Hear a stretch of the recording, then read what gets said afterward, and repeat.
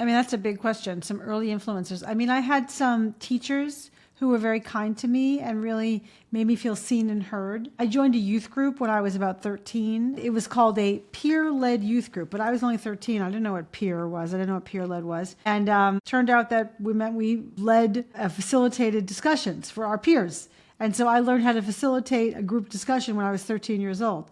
So that's certainly shaped me for who I am now. Well, I mean, I think a lot about the Joseph Campbell quote. If you can see your path all the way through to the end, you are following someone else's path. Your path only becomes clear moment by moment as each foot hits the ground. And that was me. I saw my path all the way through to the end.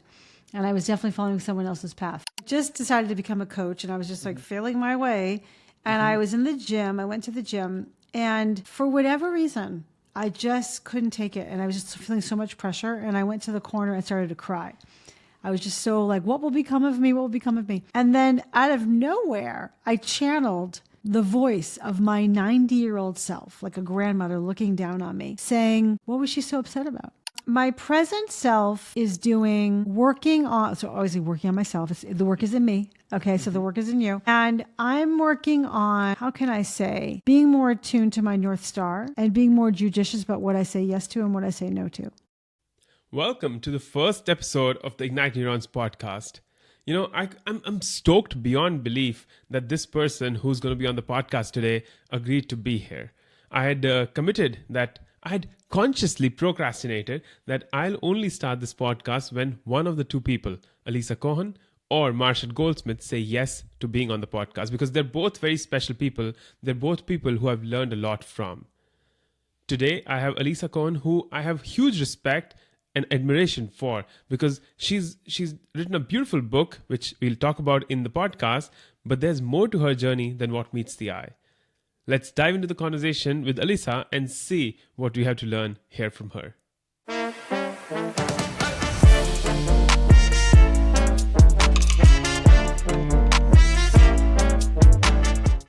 It is my absolute honor and pleasure to have for the first episode of IgnitedNeurons Podcast none other than Alisa. And I was telling Alisa that I've been wanting to start this podcast for weeks, months, and years, but the only two people in the world that I would want to start this with was one, you, Alisa, and then the other was Marshall Goldsmith.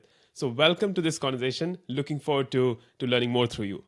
That's so flattering, and thank you so much for being so patient as we've rescheduled this a few times, but I really appreciate the opportunity to kick off your podcast. So thank you. An honor. Yeah, we're starting to put a dent in the universe, as I hope to call this.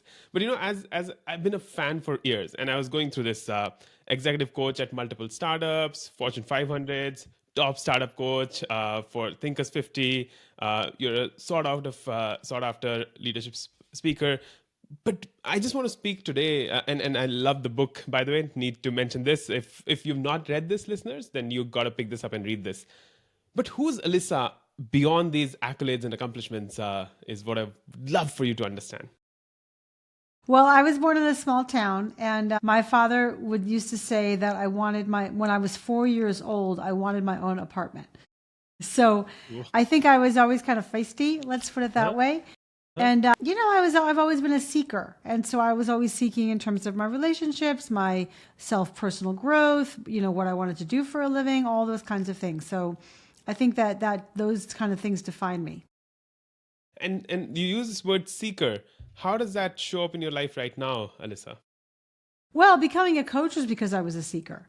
Mm-hmm. And so, I was like looking around for the thing I really wanted to do that was going to be meaningful to me. And I met a coach, and I found coaching, and I was like, that's what I want to do. And I think that I'm always interested in, pushing forward of like, what's my next area of creativity, or what is the thing I'm working on more, or, where do I go from here? So I would say that those are the kinds of things that define myself as a seeker. Beautiful. And you shared about your father and how at 4 years old you wanted your own apartment. So if we were to speak in those early years, what were some early influences, Alisa, that you think have kind of shaped your career, your life in meaningful ways? I mean, that's a big question. Some early influencers. I mean, I had some teachers who were very kind to me and really made me feel seen and heard. I joined a youth group when I was about 13, which at first I kind of hated, but then I grew to really like and then love, and then it really helped form me and shape me. It's a youth group called Young Judea, and it was called a peer-led youth group, but I was only 13. I didn't know what peer was. I didn't know what peer-led was. And turned out that we led facilitated discussions for our peers. And so I learned how to facilitate a group discussion when I was 13 years old. So that's certainly shaped me for who I am now. And I think it also brought out a lot of confidence in me and helped me find my tribe, I would say, find like-minded people, because it was like a youth group that did a lot of like discussion groups and not like go to the movies or go have dances. So for me, I was kind of a nerdy kid and kind of like an intellectual kid. So finding a group of people I could really relate to, especially during the high school years, was really, really meaningful.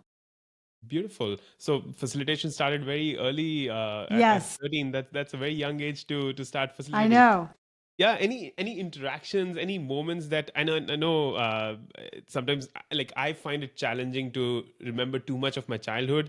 I don't know. I somehow put it to detachment from who I was to who I want to become. But if any memories of those facilitating those groups or anything else that you feel would be worth sharing here that stays with you.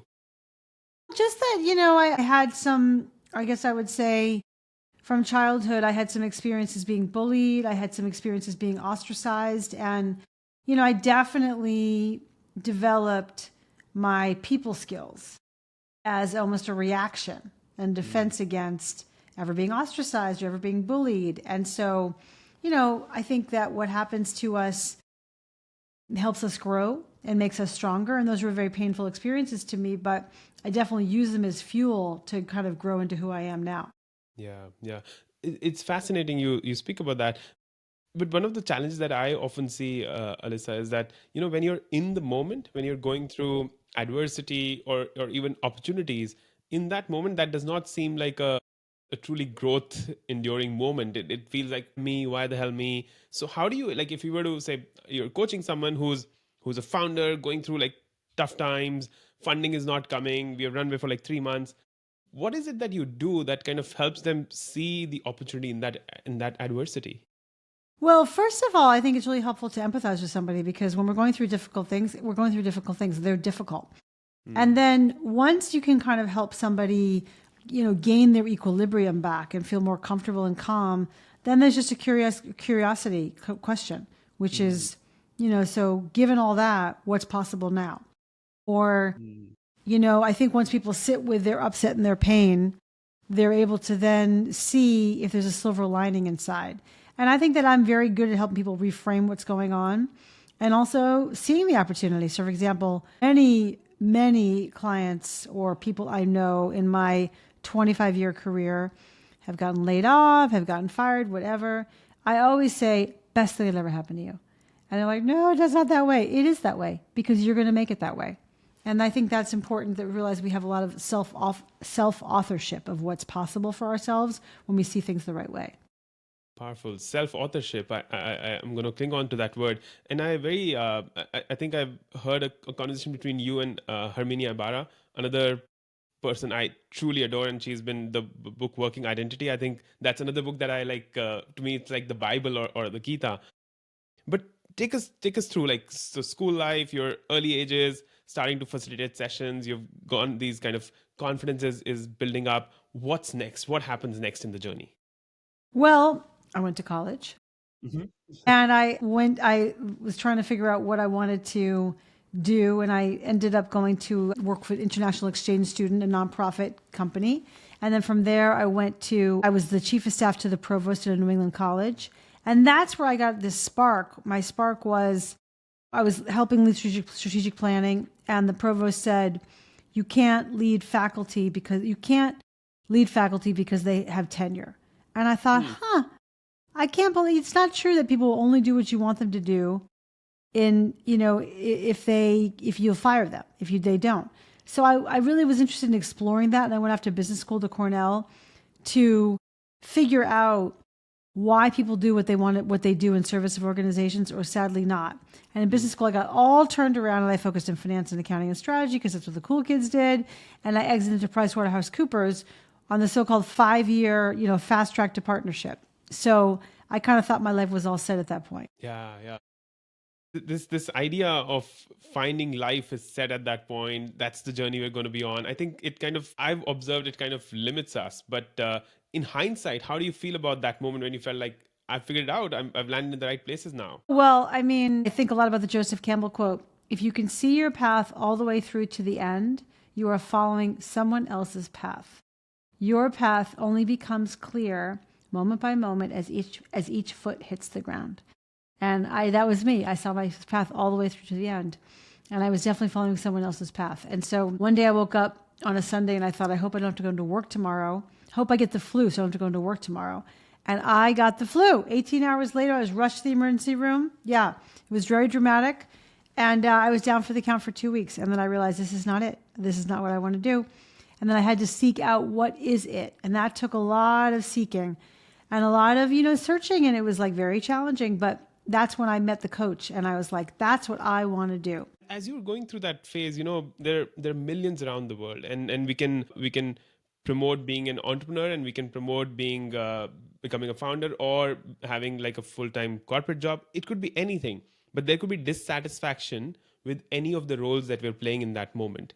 What does it mean to be a seeker, trying to understand that dissatisfaction and shift it in certain ways? What does that mean? Well, I mean, for me, it just means thinking a lot and contemplating, sometimes to a fault. I can kind of overthink things and get overly dramatic about like, oh, woe is me, about, things that are going on. And I think, though, what it means is that ultimately, I guess I would speak for myself, like one of my values is the truth. So I seek the truth. I want to know what's real. And so I want to discover, I want to understand, I want to question. And so through all of that, I think that is kind of what animates the seeking that I do. And, I think there's a lot of ways to do it. You can write in your journal, you can have conversations with, friends or professionals. But ultimately, I think it's about all of us trying to find our own path. Yeah. And in one of your newsletters, which I read every time you send it, I think the statement that's kind of stuck with me is the work is in you. Yeah. Yeah. Can you That's say right. say more to that statement? Because it's a very powerful statement. The work is in you. But people, I feel, find it really discomforting to think about their own selves or to question themselves or to really pause and introspect where we're going, what's happening with our life, because there's just tremendous noise on the outside. So how do you really figure out that the work is in you? I was, before I wrote my book, I was just sort of pulling my ideas together, and I talked to a writer, and we were discussing all of these ideas that I had together, and we were talking about it. And he was sort of asking me, so how do you start with this kind of client? And I said, well, first we assess what's going on inside of them. Well, how do you start with this kind of client? Well, first we assess what's going on inside of them, et cetera, et cetera. And he kept saying, it feels like you always start by figuring out what's going on inside of them. I said, yeah, because the work is in you. And he said, that almost sounds like a book title. And so I was like, yeah. So as you may or may not know, I actually did a rap music video called The Work is in You, which is readily available on YouTube. And, I just really think that for all of us, it all starts with you. My book From Startup to Grown Up is divided into 3 sections: managing yourself, managing them, and managing the organization. And so it starts with you, because you as a new client may come to me and tell me, oh, I have a problem with this individual and I can't give him feedback, or he's not taking the feedback or whatever, or, oh, our sales keep going down and we don't know why. And we should definitely talk about that, but it's got to start with what's going on with you that you haven't had this conversation with this difficult person who you haven't given them feedback to. What's going on with you that you've taken your eye off the ball around, the sort of the sales or some of the key aspects of the company. And if you don't start there, then you're just painting over a whole bunch of stuff, but you're not getting at the root cause. Yeah, that's so. And to all the listeners who've not yet watched the rap that Alisa has done, you should first finish this podcast and then go to YouTube and search for it's funny. Just It's search for amazing. Alisa Cohn and The Work is in You. Yes, beautiful. You spoke about introspection. I think that's a really powerful. The one book idea, like the title that you shared, that's been kind of brewing within me and hoping to come out, is just the 2% rule.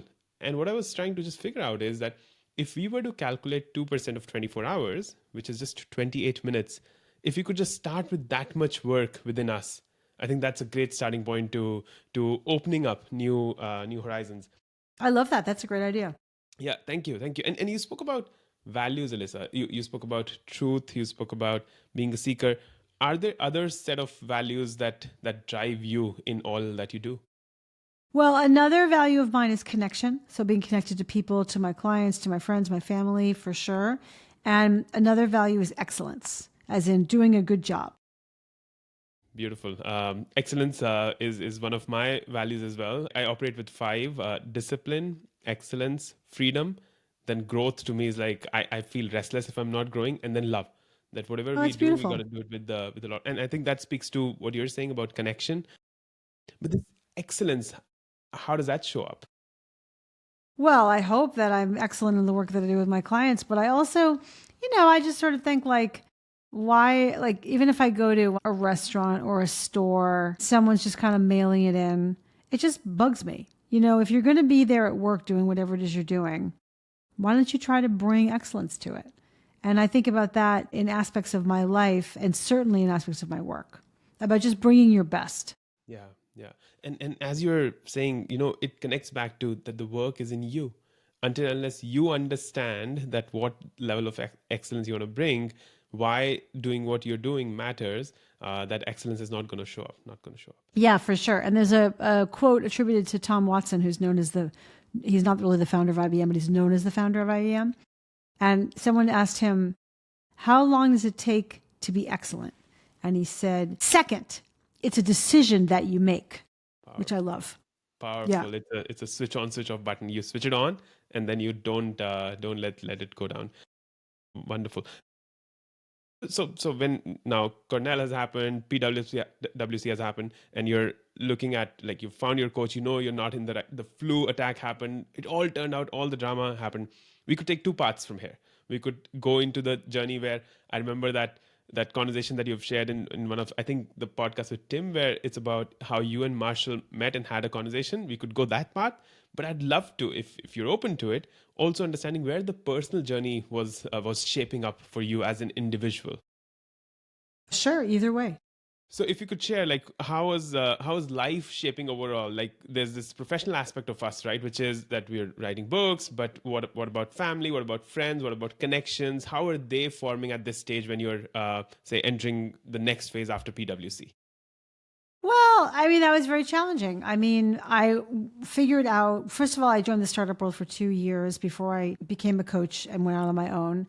But I was very focused on work and I was very focused on, making sure that, like, was I going to be okay? Was I going to be okay? Am I going to be okay? Like, I would have this voice in my head that would say, like, what will become of me? And so I worked really hard and didn't always make time for friends and for other kinds of connections. I was married, I got divorced. And, on the one, and I don't think it was so much about because of work. I think it was really because that wasn't the right person. So back to self-authorship, I didn't know myself well enough to marry the right person in that time. And it took me a long time to, I think, build the relationship skills. So now I'm in a happy relationship, that I have kind of the community around me that I love, but it took a long time. And I think all of us have to figure out where we're going to devote our time. And I devoted a lot of time to work, first to work, and then to building my practice, for sure. Beautiful, beautiful. And as you went through that stage when you were talking about, like, there's this voice in the head which calls us out all the time, right? When we're trying to make any decisions, personal or professional, it keeps telling us, Utkarsh, what if you fail? Utkarsh, what if everything? Utkarsh, you're an imposter. What are you trying to do? How do you really speak to that voice? Well, I had that voice very consciously. So I was living in Boston and I just decided to become a coach and I was just like failing my way. And I was in the gym. I went to the gym and for whatever reason, I just couldn't take it. And I was just feeling so much pressure. And I went to the corner and started to cry. I was just so like, what will become of me? What will become of me? And then out of nowhere, I channeled the voice of my 90-year-old self, like a grandmother looking down on me, saying, what was she so upset about? She had parents who weren't going to let her starve. She had some money in the bank. She was, building this thing she really wanted to do. What was she so upset about? And that's when I realized that part of what I was so upset about was like being judged. And I just was like, okay, I'm just going to do this thing for 6 months and then we'll see what happens and I'll figure it out after that. Wow, wow. Thank you. it just, and I'm being very honest and open here, it just made the journey very real for me, for myself, and for what you're sharing, Alisa. And thank you for this space and vulnerability. This idea of being judged and how things should shape up, the shoulds and the woulds and the coulds that we do on our own. But having this 90-year-old self come back to you, it has to take a lot of inner work for one to reach there, because I feel like it does not naturally just pop up. So do you think what helped you have that conversation in the gym that day? It takes a lot of inner work. I know that when I was like in 6th grade, I used to have out-of-body experiences. It was hard to explain. I was actually in a play in 6th grade, and I was remember thinking like, hope I don't have an out-of-body experience while I'm on stage, you know? And so I think that I've always been attuned to that kind of thing, and to sort of maybe something that's more, a little spiritual, or something that's like visualization. Mm-hmm. I don't know. I don't know if it takes inner work, but I guess I come back to part of, we talked about values. One of my values is personal growth, and always has been. And so the idea of being a seeker, the idea of growing, the idea of, pushing myself and learning about myself has always been paramount to me. Powerful, powerful. I think what I'm gaining, and hopefully the listeners will understand the nuance of what you're saying, is that at the core of everything, it might on the outside seem how life's taking like a roller coaster journey, going left, right, center, up and down. But at the core, when you have these values that you can go back to, which in the moment might not seem clear, but as you look at them in hindsight and retrospect, as Steve Jobs used to say, you could connect the dots backwards. And I think what you're saying about connection, about personal growth, about excellence, the truth, the seeker, it just beautifully comes to being the way it is coming. So thank you for all the sharing. You're welcome. There's also something there about time. So as I was telling you about my 90-year-old self, I was remembering. So first of all, I remembered being in the gym and crying in the corner. And I remembered my 90-year-old self. And that was, 20 years ago. So it's really important for all of us to remember that time goes by, whether you do something about it or you don't. Whether you have the same year over and over and over again and 10 or 20 years go by, or whether you're committed to growing and having a different year. But one way or the other, that 90-year-old self is coming for you. And there's a way in which it's like very supportive to see that. And there's also like a reckoning. Like, I hope that you did the thing that you said was important to you. Powerful, powerful. Everyone, I got to reiterate this. The 90-year-old is coming for you. How do you want to show up? It's again, comes back to that switch on, switch off. It's a button. If you make that decision of changing 2024, the 25, the 23, the 27, like we could talk about these. I see posts on social media, 90 days left to the end of the year. What are you doing about it? You choose to change this year, or maybe the next, or the week after, or year after, but you got to choose and do the hard work. Let's go back to the journey. Now you're in this space where the 90-year-old is coming back and talking to you, and you're starting something of your own.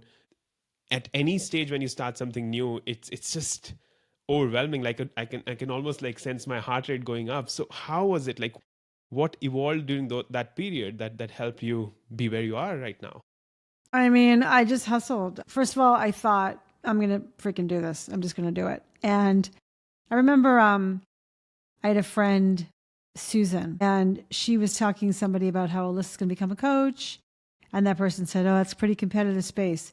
And she said, you don't know Alisa. That's how I felt. I'm very determined. And I hustled every day for 5 years. I didn't take a calm breath for 5 years, networking and figuring out who I was going to coach and what my space was going to be. I just put a lot of hard work in. Wow. If you were to, like, now, and I love the number 3, so extract like 3 lessons from those 5 years that you think anyone who's starting off right now, whether they are starting in as a coach, in marketing, becoming a founder, whatever it might be, or maybe fresh out of a business school trying to get themselves a job, what are those 3 things that you would want them to really like just write, maybe get it tattooed on their arm and look at it every day? Well, I think number 1 is believe in yourself and then act like it. The second is it takes hard work. And the third is you've got to build your brand. whatever it is you're doing, whether your internal brand to a company, your external brand, if you're a solopreneur or whatever, you've got to find a way to set yourself apart. So believe in yourself and then act accordingly. Hard work there's no replacement to hard work, and building a brand. These are all powerful. I'm just taking a moment to look at them and see if you want to go back to that time, the 5 years, which is one moment or maybe one interaction that you feel really made you feel like, yes, I believed in myself, I acted, but now I've arrived. When was that I've arrived moment for you? Well, I'm not sure if the I have arrived moment happened in my first 5 years of coaching, but I did start working with a company called EMC, Mm-hmm. which was, sold to Dell about 5 years ago. So, but at that time it was a large public company in Massachusetts. And I started out by facilitating the business acumen curriculum because I was a CPA. And so they took me to do that. And I thought, I'm going to work my way into leadership curriculum. That's what's going to happen. And that's exactly what happened. And then once I worked my way into leadership curriculum and facilitating leadership curriculum, then, I felt like I got named one of the top 10 business coaches in Boston. And I felt like the people at EMC didn't even know I was a coach. So I had to put that into their line of sight. And then I started coaching at EMC. And that was just like this joyful part of my days where I was like doing a lot of work with them and coaching a lot of people and facilitating a lot and feeling like a real partner to them. So that was really exciting and a great time. Powerful. And so if it did not arrive in the first 5 years, you were finding your way through building that niche. Do you feel that I arrived moment happened at a specific moment in the career? It's hard to say because there are moments of arriving and there are moments of just like peak moments. Like meeting Marshall Goldsmith was definitely a peak moment. And my first day with him and working with him side by side for 2 years was a very peak experience. And doing all the things that you get to do when you hang around Marshall, which are like so heady and extraordinary and fun, and meeting so many people through Marshall. And then, getting published and then ultimately writing my book and being on the Tim Ferriss show. I mean, all these things were like definitely peak moments for me. So it's a journey. But if I were to ask you, what is your present self doing that's in service of the future self? My present self is working on myself. The work is in me. Okay. So the work is in you. And I'm working on, how can I say, being more attuned to my North Star and being more judicious about what I say yes to and what I say no to. Because I think there's a lot of things that are waiting to be born and they're not going to be born if I don't let them, give them space and time. So trying to say yes to things that are in pursuit of that North Star. And what you're saying, I think, is powerful, that unless you give time for things to get conceived, it'll not happen. Right. Yes. Perfect. Thank you. We've spoken about Marshall Goldsmith from the start to now, and I've never met. The man is a mere idea to me, and I see him on LinkedIn and whatnot, and I'm like the book. So I work with BetterUp, and BetterUp sent us the book. Good for you. Yeah, so it sent us a book that Marshall wrote, An Earned Life. I was trying to remember the name of the book, and again read that book in one go. Goosebumps after page after page. I was like, how is it to it's like I'm asking, like, again, a fanboy moment. How is it to walk with him and to work with him? Like, any insights and any stories that you would have? Well, when I first met him, he took me for a long walk in his neighborhood. And that's when he asked me to do some work with him, which was, of course, very exciting. I know what you mean. I was like, oh, the great man, boy, oh my gosh. And then I got to know him, and I was always a little, let's say, shy shy around him my first few years. And then one day, years later, Marshall called me on my cell phone. And I was like, that girl who was so like about Marshall is now being like, hi, Marshall, on my cell phone. And it's really rewarding.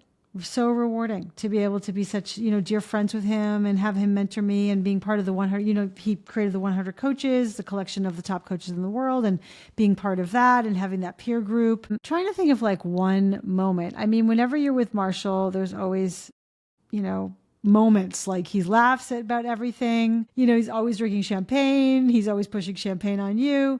We did this. We were in Nashville. He did this gathering in Nashville, and he invited some of his inner circle. Again, being in Marshall's inner circle now, what a big deal. He invited us to this special sort of event with just some songwriters, like 50 people, and these beautiful songwriters singing their songs in Nashville. And I love music, and I would say it was just idyllic. It was just really, so wonderful to be part of the community there. Thank you for sharing. It's so poetic, like how mentors can really shape us in the journeys that we're on. If we were to come to like almost like the third stage now, which is it's time to now raise the next set of leadership in the coaching world. Marshall, you're like epitomes of what success might look like. What do you think your role is as you grow the next front line of leaders in the coaching industry and beyond? Hopefully inspire others, like through things like your podcast and, other ways that I can sort of get in front of other people to inspire them and to recognize that they have a big difference to make, and, to share my story of making a difference and to encourage other people. Beautiful. If the 90-year-old Alisa were to come back and have this conversation with you right now, how would she be looking at you, and what would she be saying? Well, I'm sure, first of all, you say, what would she be saying? But again, one day I'm going to meet that 90-year-old self. Do not forget, we all are, more or less, right? I think that she would say, you did it, which is really meaningful. You did it. This word, as we're kind of coming to that closing stage, this word legacy has been something that I've always played with, wanting to build one or not being concerned about it, being attached to it, being detached to it. How does that resonate with you, the word legacy? I don't think much about legacy. It's a big word for Marshall. I'm not sure if I'm old enough yet to think about legacy, right, per se, but I do think about impact. And so for me, it's always about having impact on others. So I appreciate that, you reached out to me because you knew me on LinkedIn. I appreciate that. By the way, the reason I'm like, sure, I'll do your podcast is because you're so kind about constantly commenting on my posts on LinkedIn. And I thought, well, you're really, you're putting out good things in the world and you're putting out good energy. And I want to be amplifying good energy. And so I guess I would say I think much more about impact of people who I've touched. Mm-hmm. And that is very rewarding. Through my newsletter, through my book, it's really rewarding when someone you didn't know, like your friends, you say, oh, they read their book, right? My boyfriend, oh, I read your book, like, of course, right? But people who I don't know, and they say, I read your book, it made me feel great, I loved it so much. It was like this and that. It's so meaningful, right? That I had an impact there and then on that person. Yeah. That's what I try to do. Powerful. And that impact, to me, it's like, it's ripple effects, right? Because when you coach founders, how they then operate with their people and how they do things differently with their people, that then ultimately leads to a deeper impact across civilizations and generations and cultures and whatnot. This is so beautiful. I'm really enjoying this conversation, and thank you. And when you were saying, I think what's important for us is to really sow the seeds in the universe and let them then thrive. Because for me, it's important, people like you and others that I want to connect with and follow. I think there's so much to learn that having this time with you is like precious to me. So thank you for saying yes to the podcast. As we move towards the closing, so to say, what is that one big project, Alisa, that you feel that I still have to make it happen? And if I don't, then it'll be like, why didn't I focus on that? I don't have an answer for that. I've been thinking a lot about like, where does my creativity get devoted to right now? And I don't necessarily know. I think that's a mystery that I'm still, as Rilke says, living the question. And so you're creating that space where the idea will conceive and grow and take beyond. Beautiful, beautiful. If you were to synthesize your life till now, and there's more till you get to meet the 90-year-old, what would be one sentence, one quotation? What's that one statement that you feel summarizes it? One statement that summarizes my life. Till this moment. That's a big question. I don't know how to answer what summarizes my life. I think what I have embodied and is important, has been important to me, is like this sort of go for it stance. The maybe getting out of my comfort zone, Getting out of your constantly pushing myself out of my comfort zone. So go for it and get out of your comfort zone. That's the lesson that we're going to leave our listeners. Thank you so much, Alisa. I truly appreciate the conversation that we've had today. I think there are gems and diamonds and lessons that people could take out of it. If you've not read the book yet, I highly recommend reading this book. If you're a founder, if you're From startup to grown up. absolutely From startup to grown up. And remember, the work is in you. I think this is beautiful. All the links will be in the show notes. You don't have to worry about that. So we can follow Alisa. We can look at her newsletter and follow her on LinkedIn. It's some amazing content that she's putting out there in the world. And it was a joy to have you, Alisa. And any thoughts before we Well, just thank you so much. So enjoyed the conversation, and I really wish you great luck on your podcast. You have a lot to contribute to the world. Thank you so much. I truly appreciate it. That's a wrap for today's episode of the Ignite Neurons podcast. If you found value in this, here's what I recommend. Take out a paper or a diary and just put down one thing that you can change about your life because you listen to this podcast. I'd really appreciate if you could share that in the comments below, because I'd love to see how it's impacting you. Or if you're on YouTube and watching this, then like, share, and subscribe, and please make this wisdom go viral. And if you're someone who loves your podcast on the go, then Spotify and Apple Podcasts are your go-to places, or wherever you're listening to this, just like, share it with a friend, and leave a comment, because I'd love to engage, love to have a conversation with you. Until next time, till we meet again, keep those neurons ignited, stay curious, keep learning, be someone who embraces a growth mindset, and I look forward to seeing you very soon.